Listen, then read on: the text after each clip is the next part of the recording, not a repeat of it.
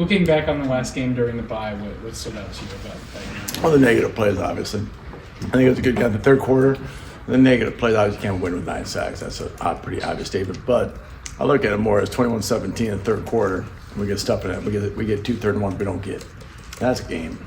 The first one, we had gotten some of the short ones before. 3rd and 1, the first 3rd and 1 was still 21-17. And we didn't get it. We punted, they scored, and then we drove all the way back down. We tried to take a shot in the next 3rd down and got sacked, and then punted in the end zone, and the game goes from 21-17 to 35-17. That's kind of what stands out. Those 2 critical moments where we've done some pretty good stuff early in those 3rd shorts. And then once you get behind the sticks on those guys, once you get behind the chains on those guys, that's not a fun group to be behind on. And I thought the kids fought hard. They really did. Just, obviously, I put them in some bad situations, as the game went on, trying to get the ball down the field. But I think it really came down. I felt like that 3rd quarter. I'm like, dang it, especially the second one. Even if we get the second one, I think there was 2 or 3 minutes left, I think. In the 3rd quarter, I think, when we got sacked and punted, they drove down at the end of the quarter. So 20-24 going to the 4th would have been great. When your offensive line has a game like that, do you have to work to restore their confidence, or are they pretty good at kind of resetting on their Pretty good resetting. And I think it's always, I always look at it like a sack is I always put it on myself, number one. I called it. And then, like I tell the quarterbacks, you got to put it on you, because you would have got sacked. And I know it sounds pretty crazy, but that's just the way kind of our mindset is. The quarterback room is you can blame it on, the left tackle, the right guard, whoever it is. I called the play. That's my sack. And the quarterbacks, Jalen's going to say the same thing. I took it.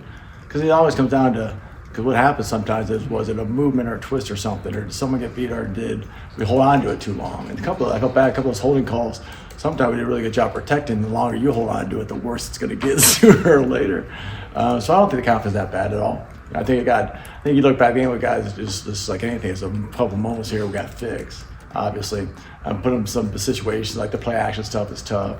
But I always say to myself, I said, you guys take it off you. Put it on me. Let's figure this thing out. So I think we'll be fine. Because the great thing the last couple of years have always been really good in that area. It's just kind of one. You can't let one moment go all of a sudden we went from the best team in the country to the world. I go, it's just one moment. So you got to figure it out and keep on trucking. Jim, is that something you communicate to your O-line, especially?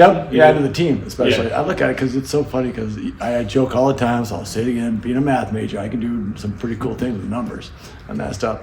You look at it, it's still win or loss. I know it's simple to say. I always thought about this when I got more when I was done playing coach, especially with head coach Laith. It's winning by 6 or 60 or 1 or 50 don't matter. Mm-hmm. Losing the same way. We used to play Whitewater, totally different deal. But I was at Lakeland, there's a minimal chance of us.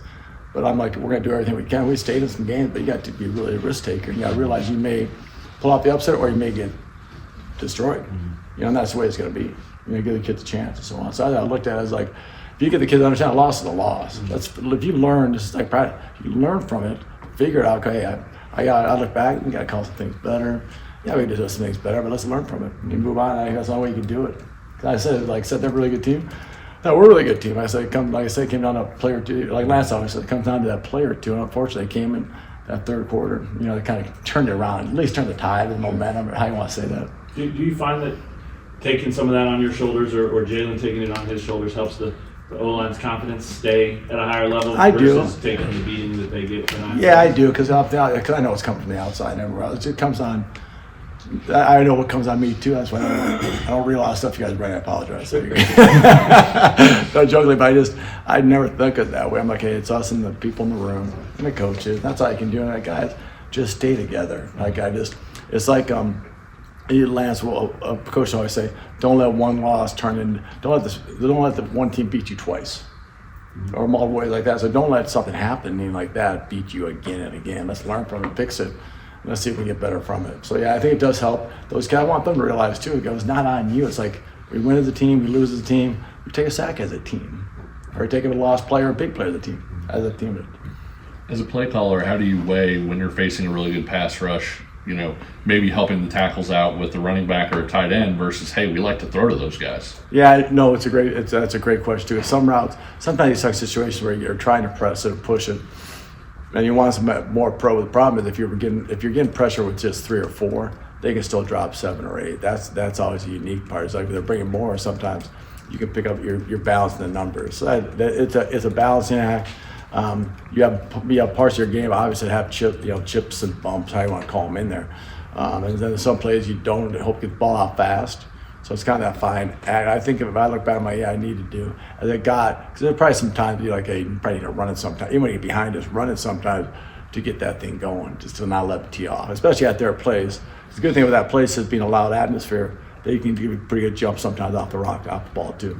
Sometimes that home field helps you in those moments and things start going. So it's a great balancing act. I thought, and then, like I said, the game plan's always mixed in with tons of it. Ever since Andy and I have been together before, you always got to take care of the quarterback. Try to, and then sometimes it just doesn't work out as you hoped it would. Lance mentioned that you actually ended up getting more, of high shot than you expected Yes. in the tech game. I guess, what value does it provide for you guys now that you have him back in the fold more? And A ton. It does. It's like anytime you have somebody, like a one or two, that gets back, it helps the whole crew. It's like a trickle down effect or a trickle up effect. How you want to say that? It's like now the other guy can play more too, and you get more depth in that position. So it's huge, especially a kid like him. He's been around for many years, and in a game like this, and he's been there for many years for these games, and I think he's excited to get back at it. And it was really good. I was really surprised how much, pleasantly surprised and pleased. I'm like, oh my gosh, and he still looks great. Obviously, the bye week was awesome. We're really excited about that. Very excited. You can use him as needed this week. Yes, sir. What's standing out to you about Kansas State on defense? The whole defense. I've always said this. We know the coaching staff really well, obviously. Through our time, I do through time in Minnesota, and some of those guys are at North Dakota, and Brian Anderson, running back coach. So those guys are really good coaches. Overall, the whole group is, but the front defense is really good. The front seven stands out, and it has for years. I feel like on the linebacking court is really good. Like just been around, plays really hard. The whole defense plays. I always believed watching them, and it still does, that they play just hard. They're physical. They play hard. They come downhill. They do a good job creating turnovers. And we got to minimize that situation. But I think at the overall, if you had to say what's I hate to say strength, what kind of stands out is that front seven stands out, and making plays and being very multiple and versatile. What they do, they have to be very smart too. This is stuff they do. They do a lot of different things up front. We were just talking to DK about this, but what's it like when you have a bye week to prepare for a team that also has a bye week to prepare for you? Yeah, it's interesting. I was thinking about that too. It's always fun when it's the other way around. You're like, just, I don't know. It's good and bad. Bye weeks are awesome. Obviously, you kind of get your refuel the jets and get going, but also you get to the point of I hate to say over, but you just want to get this thing going. You feel like you've been watching them for multiple weeks. Let's just get this thing going. So no, it doesn't do much at all, I guess, but it's you watch them more. And I just want to get this thing on and let's go. Jim, you've played 4 times against K-State under Lance here, obviously. Yes. This will be the 5th. And if you look at the box scores, the first 2 pretty lopsided in their advantage run game wise. Yeah. The last 2, you guys either won in the running game or were even with them there. Obviously, you had Devin, but do you look back at stats like that and say, man, that's kind of a key to this? No, I don't know if you look back and necessarily add it, but you know it happened. Mm-hmm. I guess I know because I remember the 2 years ago it was Cole playing. Mm-hmm. And we had Torrey. We had a multitude of guys playing quarterback and taking snaps and doing option stuff. Knowing in those kind of moments, I guess that one moment was kind of you hope you needed it a lot just for a young kid playing back there. The young kid's best friend is always going to be the run game, being able to do it. So I think that was huge. And then the last time I thought I think you see it going, it keeps ball control, obviously. It keeps the ball out of their hands and helps shorten the game, and which is good. Keeps their offense is good off the field, which I think was a big thing. But the physicality part, I think this game is always kind of every game's important. That's why I say that too. I 100% agree, 1,000,000%. This game is one. It's a rivalry game. It's a physicality game. I think that always got those guys going too. Yeah, Devin was terrific. But you hope you can do that again. And I think what it also does with teams like this, it hopefully calms down their pass rush, their blitz scheme, and so on and so forth. They'll kind of handle that a little bit better. Do you have a general thought process on third and short plays of, I want to do this, I want to do that? You talked about the tech game, but is it just scenario based, or how do you kind of? I know this game. It is. You look and see. You have kind of that game was working. I think we were caught into 6 third and ones or something like that. Kind of crazy. I thought it was something which is kind of a lot. I'm like, holy mackerel, something like that. But so you have 3 or 4, and then you obviously have short yard run game and so on. But you have a mixture of a passes, runs, so on. Each week's different because each team's a little different in what they do.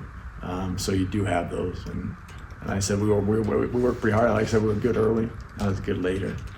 But you work a lot on those. Like today was a third down day for us, and you put your package together. What did Tech do to really limit your guys' ability to get explosive plays? Well, even going into that game, we're getting to home fast helps. I think the DNs, I think the front four. Even going into that game, I'm like, it's going to be a completion game. I don't know if we're going to be able to get. Now we got some side pocket throws. We did get some throws. I think some good throws still, but I knew it was going to be completion. I think he was like 27 to 33. So those games where you weren't going to get. You weren't going to have a lot of time. A few times we tried to take time, ended up not in our favor. So that kind of made us say, hey, let's keep the chains moving. So sometimes your pass game kind of becomes an extension of your run game. In those type of games, it's kind of you say an NFL model or style to watch those games. A lot of times those guys got to get rid of the ball so fast. Those guys are coming so fast and getting home. So that's where I kind of looked at it as a completion type game, and hoping to get a couple. And like the touchdowns were great. We're not explosive big plays, but none. It's going to be hard to sit back and they still played zone. They weren't a ton of man. So there weren't a ton of opportunities. So you knew you were going to have to hold out a little longer. Coach spoke yesterday about the option game and how what you guys have seen defensively has kind of limited that. What do you guys look for that limits the option game? The defensive structure. What they do sometimes defensively, how they play their edges, how they play their second, how they play back end, and they kind of look and see if the numbers are in your favor for the option variations a little bit. And if there aren't, you just don't worry. But it's because obviously they're great things. Obviously, we've struggled. I think the last time we ran, we went on the ground, which isn't a great. I think it was maybe a Cincinnati game, but one of those guys that wasn't great. So that always puts it back in your mind, going, it's not so good. But I think it needs to be.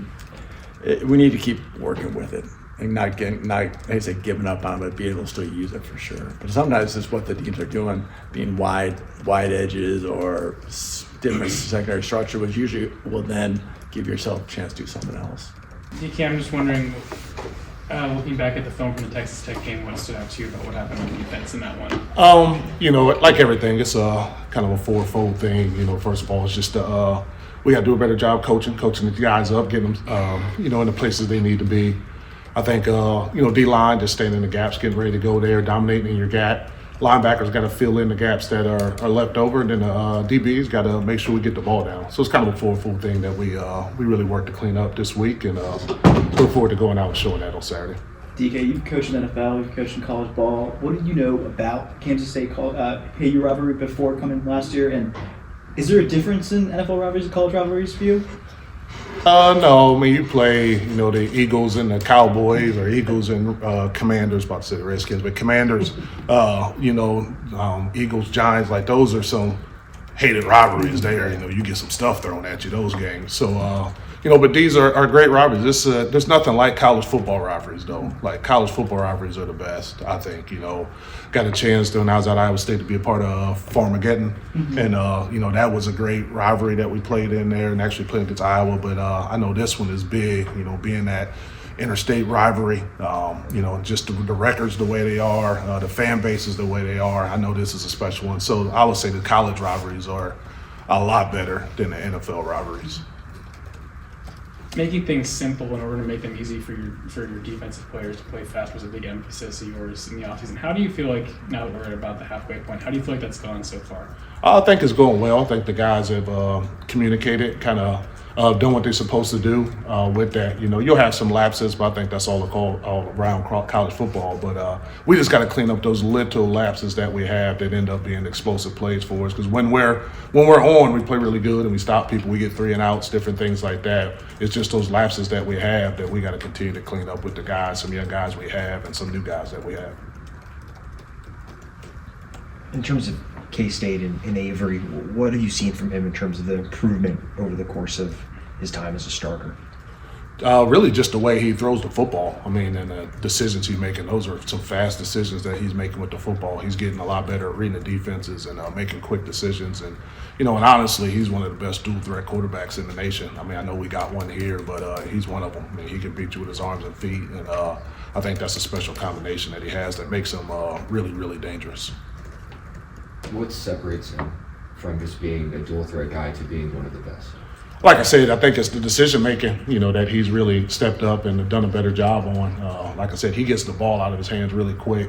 there's not a lot of, film I watch, there's not a lot of defenses that confuse them and make them hold the ball. Like when he makes the decision up to throw, he can do it. He can make all the throws. He's throwing deep 20-yard outs. He's throwing comebacks at 15 yards to the other numbers over there. Like his arm strength and his decision making is really improved. And when you add that with a guy who can run as fast as he can, that becomes a real issue for any defense. And it's a big challenge for us this week. DK, what do you see from Kansas State's offensive line?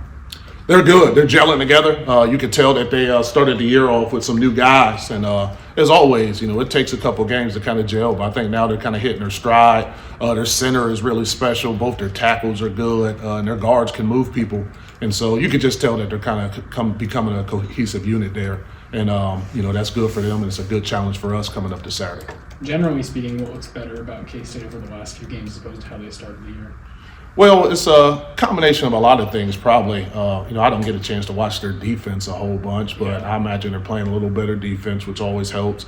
They're taking care of the ball. Their special teams is always special. And then on the offensive side, to which I can speak to, they're running the ball really well right now. Their quarterback is starting to use his legs a little more than he did to start the year. And like I said, he's throwing a lot of great balls, and he doesn't have a lot of interceptions. I think there's like 3 on the year that he has, so he's not really turning that ball over, which always gives you a chance to be competitive and win games. And they stay in games and they win them at the end. So that's kind of been their formula for years, and they've kind of perfected that. DK, I'm curious, when you go over the film, I know you guys have been in some 3-man, 4-man down, even some 5-man looks. Is there one that you think you've done better than the other? I think they've all had their good things to them, and they're things that we can continue to tweak and work on. I think they've all been successful. Some of the stuff has allowed us to put pressure on guys, which is, our sack numbers are pretty good. So that's kind of helped us there. Some of the 4-man front, kind of helps us with some of the run game stuff. The 3-down stuff just allows you to bring different guys from a lot of different areas, which we, kind of used in there a little bit. So I think it's a little bit of all of it that, has kind of been good, and some things that, over this bye week we had a chance to self-scout and kind of see how we can improve in those areas also, which has been good. When you have a bye week, how much of it is, sort of looking back at the fundamentals, self-scouting, and how much of it is preparing for your next opponent?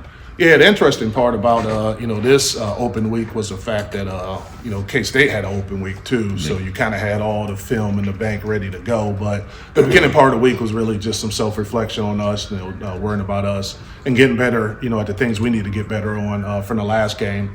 And then you kind of switch gears and kind of getting to working on K-State and getting ready to go out and try to compete and win this game here.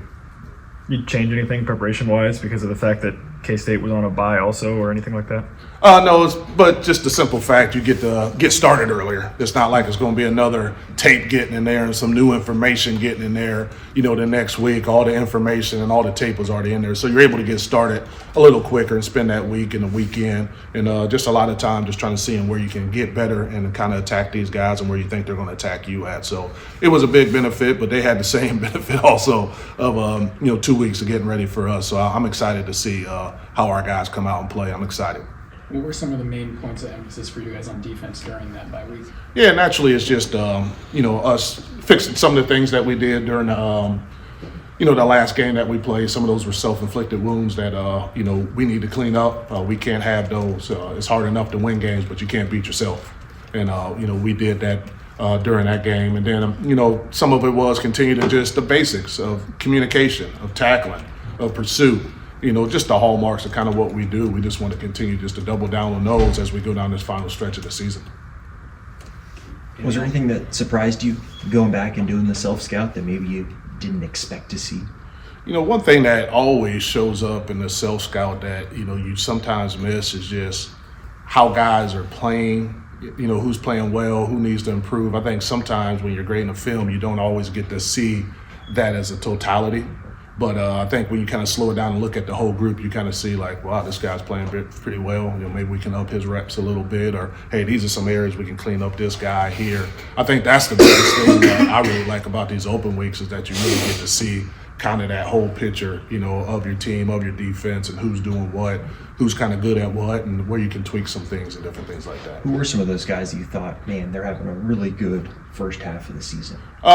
There's been a lot of guys that we have that I've really been impressed with. And even, when you get these open weeks, you get some guys in practice, some young guys that you're kind of like, hey man, maybe it's time, to kind of get this, guy going a little bit. So we got some young linebackers that, you might see, kind of getting in there in special teams and different things like that. So that's the exciting thing about that. You've been really happy with our seniors up front. I think DJ's playing really well. Keenan's playing really well up front for us. Leroy's playing well. Fink, is doing a good job for us. There, our linebackers, I know we've been kind of rotating guys in and out there because of health, but I think they've been playing well. And then you look on the back end, Jay Todd's, having a special year right now, and I think sometimes that kind of gets lost. Just like I said, you're just going through the flow of the season. You kind of lose track of a young man who's really playing some really good football for us. Taylor Davis is another guy who's quietly having a good year for us. And that's kind of just some guys off the top of the head. But like I said, when you go through a bye week, you kind of look and those guys kind of stick out on film for you, which is interesting. When you're coaching zone defense and you guys run quite a few different zone looks, and you have a team that really force feeds the tight end the way that K-State does, what does that change about your reads or maybe the way you coach it that week? Yeah, that's a great question. I think the biggest thing is making guys aware, where that guy is, because, in football nowadays, not everybody uses the tight end the way that K-State does. They do a heck of a job with it, and they have for years. They've had NFL tight ends after NFL tight ends. So, you just got to make guys aware that when you're in that zone, you can't be standing from you to me away. You have to get connected to them. That's where the quarterback's going. That's a security blanket, and it should be. So I think that type of awareness, and then you're going to have to play some man and try to man them up and, get body on body and be ready to go. When you do that, though, the one thing is, got a lot of guys with their back turned with a quarterback who can run. So you got to pick your spots of where you do that. And then, like I said, with the zone, those guys are going to have to get connected quick. You just can't stand and guard turf.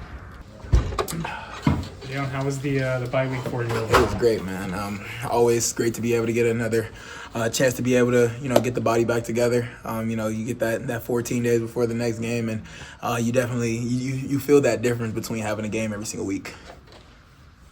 Jalen, it's been 16 years since KU's beat K-State. It's your 6th year doing this. Do you feel a sense of urgency to kind of go out of your career, on the right foot? Nah, at the end of the day, I treat every single game like it's the next game at hand.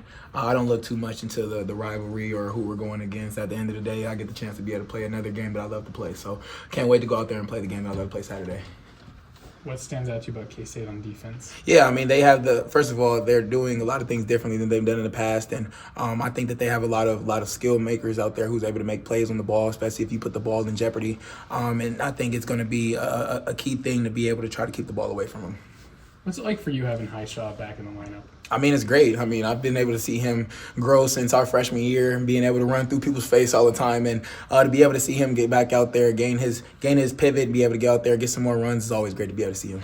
Jay, when you say that they're doing some different things, are there a few things you can point to that they're doing different? Schematically, just their whole entire structure, defensively, of how they usually go about things. They know that they have playmakers in different ways to be able to put their playmakers in the best position that they can, and you see that on film.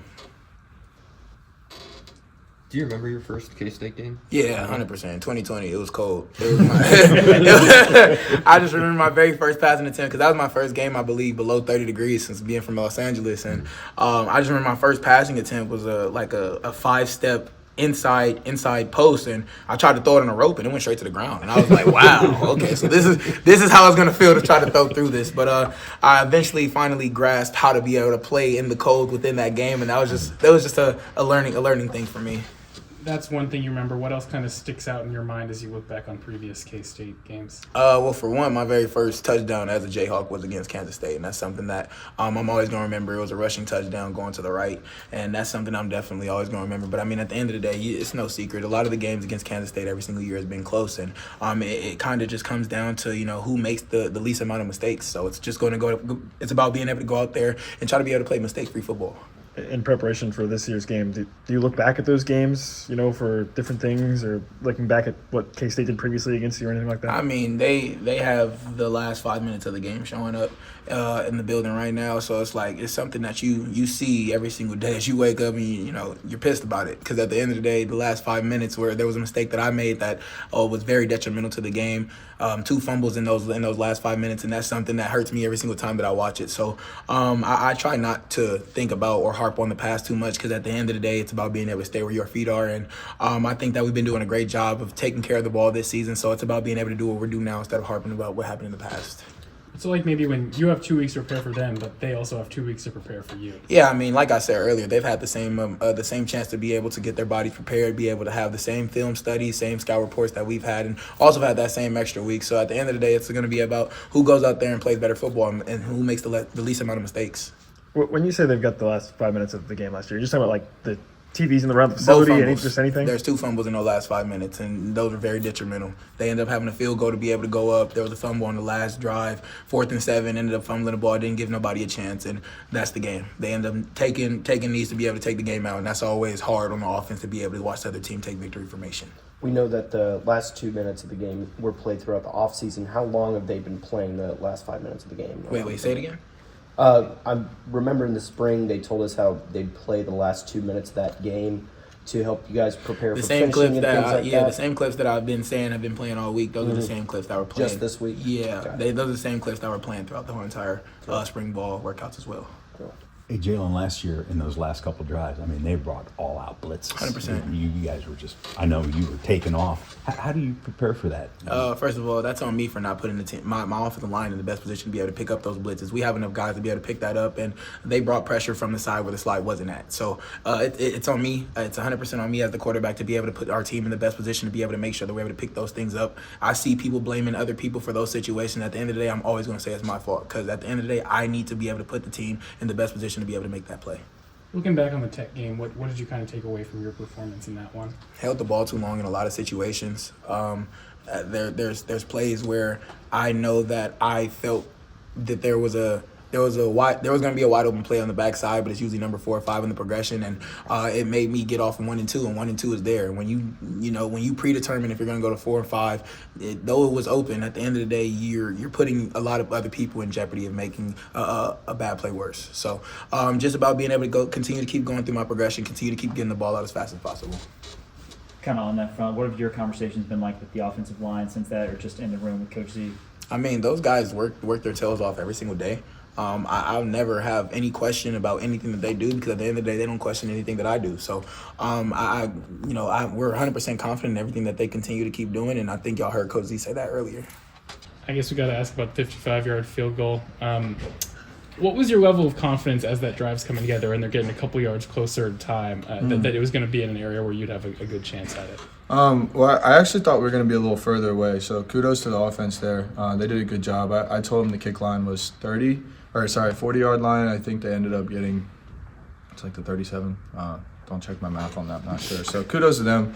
But yeah, I mean, I was confident. I was confident in our guys, our entire unit. For the snapper and holder, Emery and Graydon, the distance doesn't really change for them. So I was super confident that they'd do their thing and that they'd allow me to do mine. What are your conversations with Coach Leipold maybe like during that drive? Like, you tell him, okay, I'm good from a certain distance. Are you able to even stretch that out a little bit further depending on the situation? Yeah, so depending on wind, if you've got the wind at your back, even if it's a little bit, obviously it changes things. So he was kind of just asking me, and we had the wind like a little bit at our backs, kind of blowing a little bit left, and so I knew if I drove the ball a little further, it would go, and so he just asked me, where are you good from? I said, 40-yard line. Try to get it there, I guess, and put us out there. Kind of a stupid question. Have you played in rivalry games before at your previous schools? Yeah. At South Alabama, we played against Troy on a Tuesday, and that was a big rivalry because we hadn't beat them in like a while. I think it was like 11 years or something like that, and so we were playing them at home, competing for the belt. So it was good to be in that game. But rivalry games are, every game's a must-win. So you still have to go out and do your thing every week. Have any other members of the team or coach, anybody talked about that, I guess, or helped to educate you, I guess, on the rivalry between K-State? Between K-State? Yeah. Yeah, it's the other school in our state. Like, they are Kansas State, like I'm from North Carolina, right? We have the University of North Carolina and they have North Carolina State. It's a huge rivalry there, so I expect it to be no different in the state of Kansas either. Are you a visualization guy at all? Like Oh, yeah. before you go out and you kind of see things in your head? And... Yeah, I mean, I'll probably visualize today, and I don't even have to kick tomorrow. So I think it's everything. The mental piece of kicking is huge, and so when you can visualize yourself taking, every single rep the right way and every inch of your technique being right, and then, you visualize good things happening after the kick. I think it plays a factor. Our coaches think it play a factor. But every kicker's different. You ever visualized hitting the game-winning kick, and what does that look like? Yeah, every week. But obviously, like it would, we don't want to get in a situation where we gotta, scrape out a win there with a field goal. But the reality of college football is close games happen. Other teams are good and they make plays just like we do. And so if that moment comes, like that would be my first attempt in my career. So I want to be ready for it. So yeah, I do think about that every week. You've been perfect this year so far. Any surprise at all by that? No. I mean, I things happen. It's midway through the season, so for me, I still feel like there's still a lot more to do. I don't think I'm going to end the season with 10 kicks, so there's still going to be a lot more to do. And I mean, I didn't miss a whole lot last year. I feel like I pride myself in performing well in practice as well. Obviously, mistakes happen. Nobody's perfect, but I don't think me or anybody on that field goal unit was surprised that it's going in a positive way because we did really good things when I was here in the spring. What's the rapport like for you at this point in the season with Emory and Graydon? Sorry, could you repeat that? Yeah, like what's your rapport like with those guys? Oh man, it's great. And it's not just them, it's the entire specialist room. And I mean, my year 5 of college football, this is the closest knit unit we've ever had. We always go to a specialist dinner once a week. We hang out outside, we hang out on the weekends, we hang out during bye weeks. We're very close, at any point when the coaches aren't in our room or before they've come to meetings, it's never quiet. We're always talking, whether it's a bad day, a good day. We always lift each other up. So everybody's there for one another in that room. How was the bye week for you overall? It was good. Got a chance to, get our bodies feeling back good, work on some things we needed to from the last game, and just prepare for the next one. Did you know anything about the Kansas State rivalry before you came to Kansas? Yeah, I know it's a big game. Yeah. Obviously, two schools in the same state. We're just looking forward to trying to flip the narrative. What has Jalen said to you about this game, this rivalry? It's a big one. We need to go get it. Obviously, it's an important game because of the rivalry, but also, it's the next game on our schedule. So we're just trying to, focus on that and go out and execute. What's your prior experience been in rivalry games? Did you have a big one at Ball State?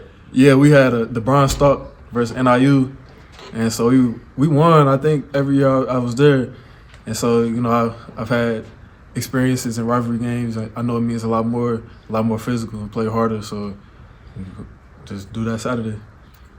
What were some of the things that you focused on during the bye week? Just focusing on really the little details.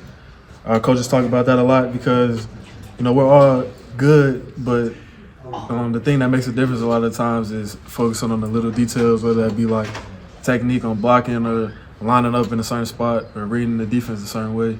So just the small things.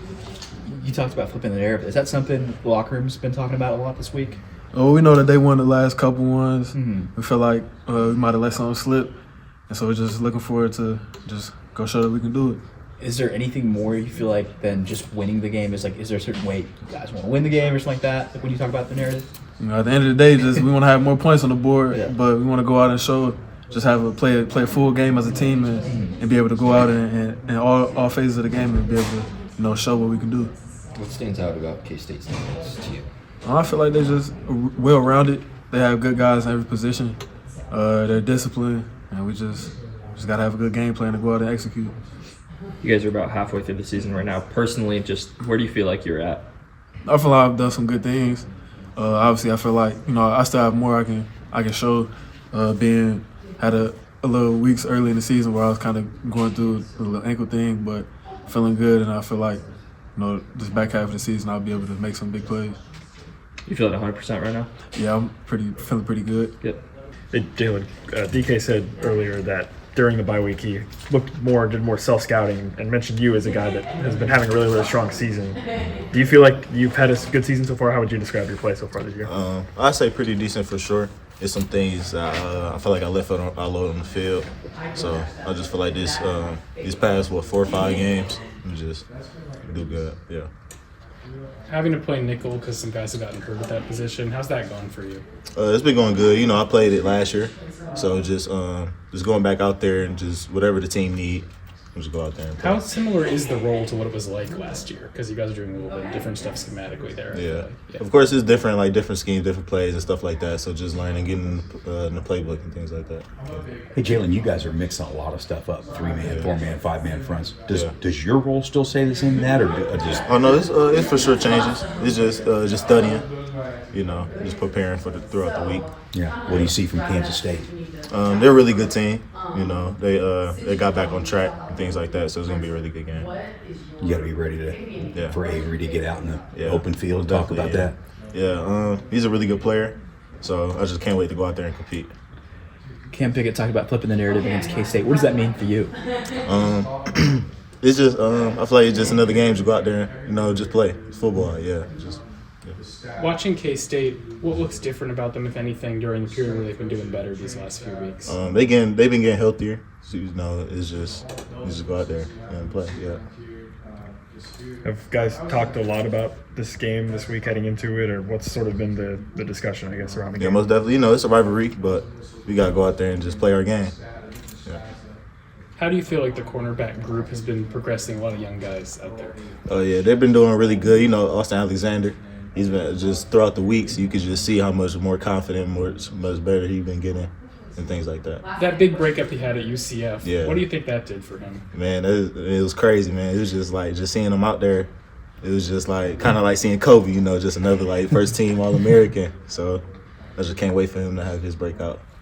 When, you know, you and Austin both have a lot of time left in college, what's it like kind of thinking about, I guess, how much time you have left to kind of build your own legacies here at KU? It's been good. We came on here on our official visit together, and we already just spoke on. We got to take over this defense, and yeah, it's been going good. Jalen, this is your first year kind of as a starter, playing super consistently. Yeah. What do you think you've taken the biggest steps since the start of the season to now? I most definitely say confident, like just being out there. You know, it's difficult to go out there, you know, and just play. So I just feel like just being confident in my game and knowing what I can do and what I can help with the defense. Yeah.